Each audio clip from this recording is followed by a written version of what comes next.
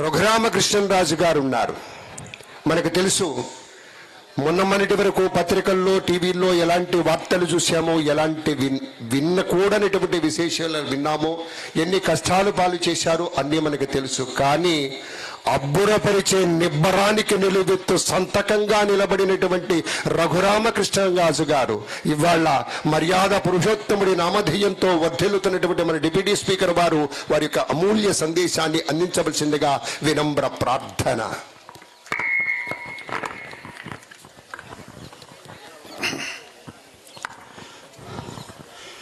సభ నిర్వాహకులు మురళీకృష్ణ గారు, మామూలుగా సభా నిర్వాహకులు కొంచెం ఆ పేరు ఈ పేరు చెప్తారు, కానీ తన వాగ్ధాటితో అసలు ఇంకా ఆయన తర్వాత ఎవరన్నా మాలాంటి వాళ్ళు మాట్లాడాలంటే భయం వేసే విధంగా ఈ సభను నిర్వహిస్తున్న సభా నిర్వాహకులు మురళీకృష్ణ గారికి, నేటి ముఖ్య అతిథి మా అందరికీ కొన్ని దశాబ్దాలుగా ఎంతో ఆప్తుడు, సరైన శాఖ నిర్వహిస్తున్న మా కందుల దుర్గేష్ గారు. ఎందుకంటే ఆయన వాగ్దాటి కూడా అద్భుతంగా ఉంటుంది, నా తర్వాత వినబోతున్నారు.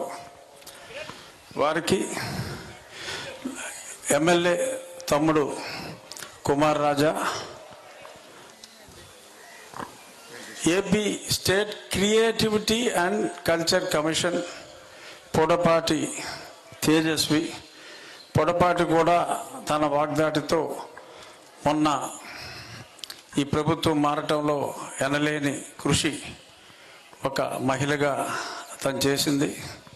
ఇంకా వేదికను అలంకరించిన మా మిత్రుడు, ఇప్పుడు రాజాసాబ్ అనే పెద్ద సినిమా డైరెక్ట్ చేస్తున్న మారుతి, మన బందర్వాసి.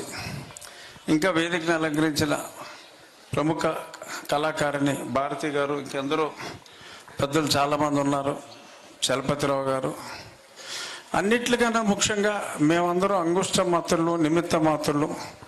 ఇంతమంది ఇక్కడికి విచ్చేసిన కళని గౌరవించి ఇటువంటి అద్భుతమైన కళ నేర్చుకోవాలి అని ఎంతో కష్టపడి, మేమంటే ఏదో షేడ్ వేసుకుని ఉన్నాం, ఎండలో నుంచుని ఉన్న ఈ కళ కూచిపూడి నృత్య కళాకారులందరికీ కూడా శిరస్సు వంచి, చిన్నపిల్లలు ఉన్నప్పటికీ కూడా శిరస్సు వంచి నా నమస్కారాలు. ఎప్పుడో క్రీస్తు పూర్వం 3 శతాబ్దాల క్రితం ఆరంభమైన ఆ నృత్య కళ రూపాంతరం చెందుతూ మరి 1650, 1660 ఆ కాలంలో, అంటే 17వ శతాబ్దంలో మరి సిద్ధేంద్ర యోగి గారి చేతుల్లో అది కూచిపూడి నృత్యంగా పరిణామం చెంది ప్రపంచవ్యాప్తంగా ఈరోజు నేను గత 5-6 సంవత్సరాల్లో ఈ కూచిపూడి నాట్యం అరంగేట్రం చాలామంది మహిళలు అమెరికా వెళ్ళినప్పుడు నేను ఎక్కువ చూశాను, కానీ భారతదేశంలో అంటే మన ఆంధ్రదేశంలో ఎక్కువ చూడలేకపోయా. మరి నిజంగా ఇక్కడ కూచిపూడి అరంగేట్రాలు ఎక్కువ జరగట్లేదా, విదేశాల్లోనే జరుగుతున్నాయా అన్నది నా దగ్గర ఖచ్చితంగా లెక్క అయితే లేదు. కానీ ఇప్పుడు ఇన్ని వేల మందిని 5 సంవత్సరాల వయసు నుంచి కూడా పెద్దలందరూ కూడా ఆ కళ పట్ల గౌరవంతో ఇంతమంది, ఇన్ని వేల మంది నేర్చుకుంటున్నారు అంటే ఇంకా భాషకి, సంస్కృతికి గౌరవం ఇచ్చే ప్రజలు చాలామంది ఉన్నారు. కానీ మరి గతంలో మనం ఎస్పెషల్లీ గత 5 సంవత్సరాల్లో భాషని, సంస్కృతిని, మన సాంప్రదాయాన్ని అంతం చేసే ప్రభుత్వమే ఉంది, కానీ బ్రతికించే ప్రభుత్వం లేదేమో అని అనుకుంటున్న నాకు ఈరోజు ఇంత గొప్ప ఫంక్షన్, నా చిన్నప్పటి నుంచి నాకు కళలు అంటే చాలా ఇష్టం. మన ఆంధ్రుల నృత్యం అంటే 8 రికగ్నైజ్డ్ డ్యాన్స్ ఫామ్స్ ఉంటాయి, అందులో మనదైన డ్యాన్స్ కూచిపూడి నృత్యం. ఎందరో వెంపటి వారు, వేదాంతం వారు, పశుపతి వారు, భాగవతుల వారు, చింతావారు, ఇలా ఎందరో మరి ఆ కుటుంబాలు వంశ పారంపర్యంగా ఈ కళకే అంకితమై ఈ కూచిపూడి మొవ్వ మహాకవి క్షేత్రయ సినిమా చూసిన దగ్గర నుంచి నాకు ఎప్పటి నుంచో ఇక్కడికి రావాలి అని ప్రపంచం అంతా తిరిగా. ప్రపంచంలో ఎన్నో కూచిపూడి నృత్యాలు చూశాను, కానీ కూచిపూడికి ఈరోజు రావటం నిజంగా నా అదృష్టం.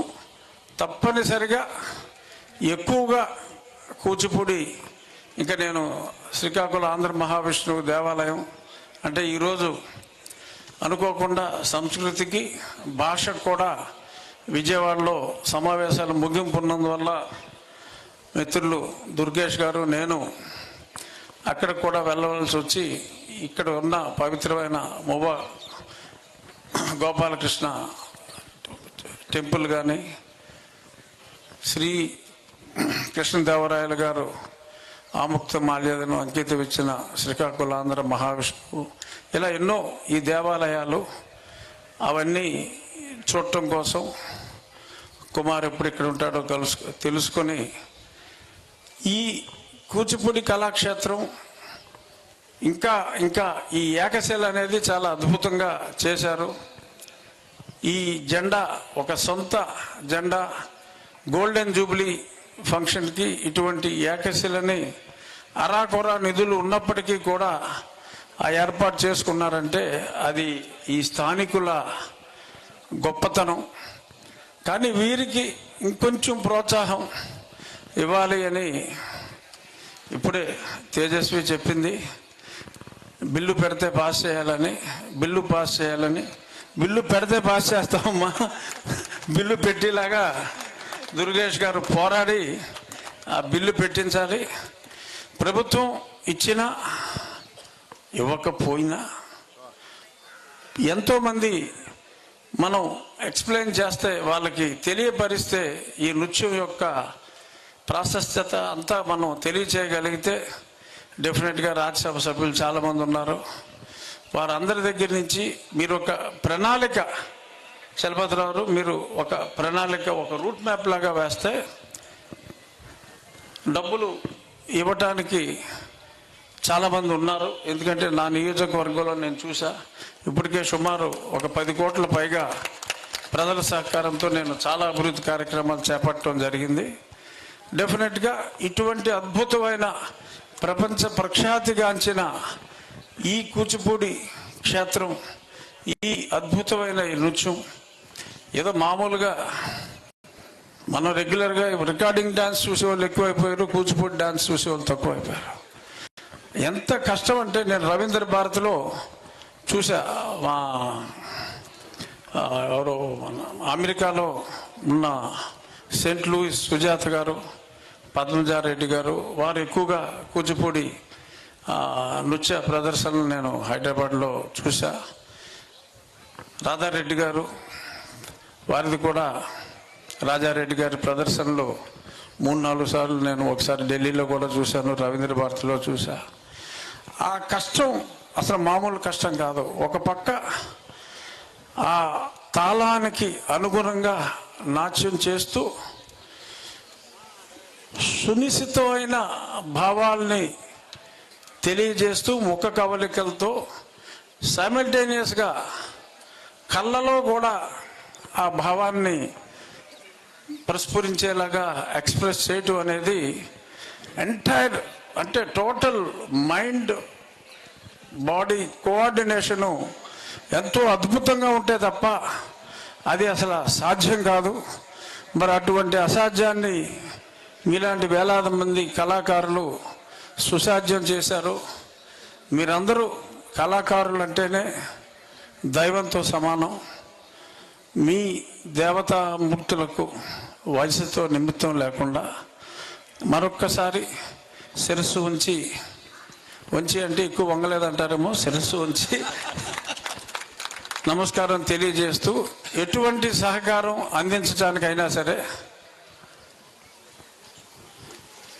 మా దుర్గేష్ గారు ఆయనకి ఎంత ఇష్టం అంటే ఈ కళలో